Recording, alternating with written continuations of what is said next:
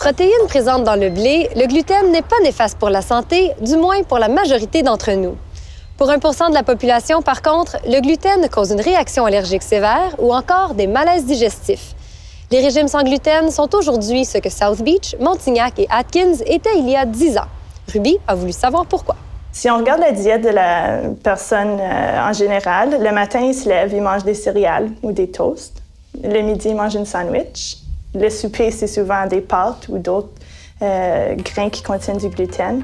Les collations, c'est souvent un muffin ou un biscuit, une barre granola. Alors vraiment, on mange du gluten à la journée longue.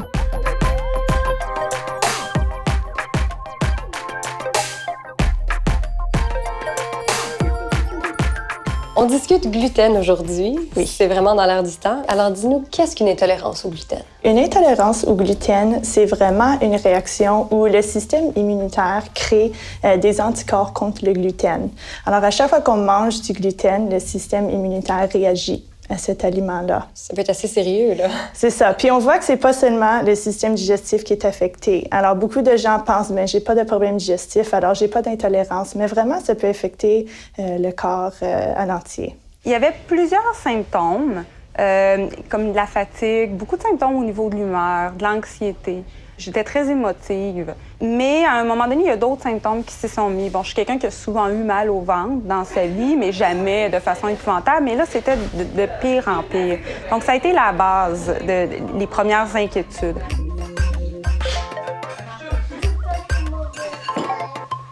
Comment est-ce qu'on vérifie si on est intolérant au gluten? Est-ce qu'on peut faire un autodiagnostic ou ça, c'est pas recommandé? Tu peux. Il y a vraiment 2 moyens de tester pour une intolérance au gluten. La première, c'est de faire une diète d'élimination. Alors, dans ce cas-là, on enlève tous les produits qui contiennent du gluten pendant une période de temps. Après cette période d'élimination, on fait la réintroduction. Alors, à ce moment-là, on ramène chaque aliment un à la fois. La deuxième façon, c'est de faire une prise de sang. Alors, de faire un test pour les intolérances aux aliments. Puis on fait ça chez notre médecin?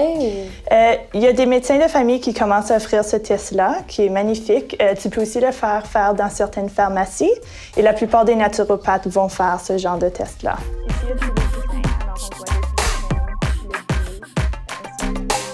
Dans les dernières années, on a remarqué une explosion de gens qui sont intolérants au gluten. Est-ce que c'est une mode ou est-ce qu'il y a des facteurs qui font en sorte que c'est de plus en plus populaire? Je dirais que c'est une combinaison de ces 2 choses-là. Alors, premièrement, les gens sont plus informés à propos des intolérances au gluten. Alors, il y a beaucoup de gens qui vont faire une diète sans gluten. Mais aussi, il y a beaucoup de facteurs qui ont changé dans notre société qui ont fait qu'il y a vraiment de plus en plus d'intolérances. Le blé a été beaucoup génétiquement modifié dans les dernières centaines d'années. Alors maintenant, il contient 2 fois plus de chromosomes que le blé d'il y a une centaine d'années.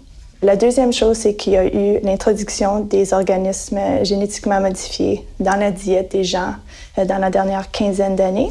Et dernièrement, la diète de la plupart des gens n'est pas très santé. Alors tous ces facteurs-là, on les fait d'endommager les intestins.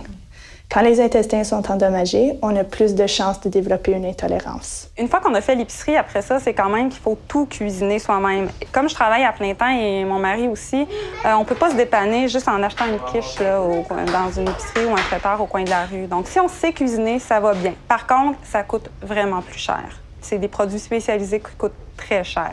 Si j'avais un dernier conseil à dire aux gens, par exemple, c'est de demander d'abord la prise de sang avant d'essayer de couper le gluten de l'alimentation. Parce que pour faire les tests, il faut manger du gluten.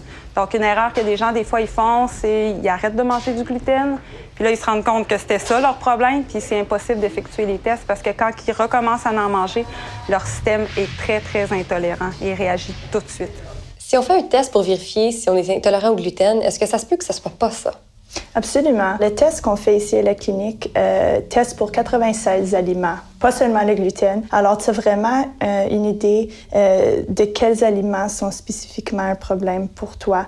Parce que souvent, les gens pensent que c'est une intolérance au gluten, mais ça peut être d'autres aliments qui causent des problèmes. Et ce que je vois souvent, c'est que si quelqu'un a une intolérance à un aliment, souvent, il y en a plusieurs.